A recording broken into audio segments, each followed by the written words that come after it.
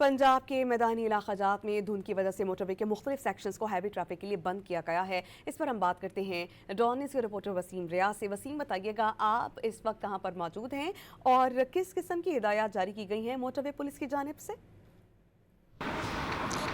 जी बिल्कुल, मैं इस टाइम लाहौर बाबू साहब इंटरचेंज पर मौजूद हूँ और मोटरवे को यहाँ से हैवी ट्रैफिक के लिए जो है वो बंद किया गया है। मोटरवे को लाहौर से कोट मोमिन तक जो है वो बंद किया गया है। शहर में इस टाइम धुंध तो नहीं, लेकिन जो मोटरवे और इस जो लाहौर के सरहदी इलाके हैं वहाँ पर इस टाइम धुंध मौजूद है और मोटरवे के मुख्तलिफ सेक्शंस जो हैं वहाँ पर धुंध जो है वो मौजूद है, जिसकी वजह से मोटरवे को हैवी ट्रैफिक के लिए बंद किया गया है।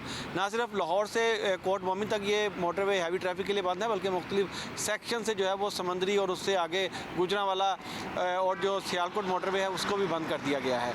यहाँ पर जो मोटरवे पुलिस के एहलकार हैं वो तैनात हैं। हैवी ट्रैफिक को आगे जाने की इजाज़त नहीं दी जा रही। जो छोटी गाड़ियाँ हैं उनको जो सिर्फ जाने की इजाज़त दी जा रही है, लेकिन उनके लिए भी कुछ एहतियाती तदाबीर जो है वो रखी गई हैं।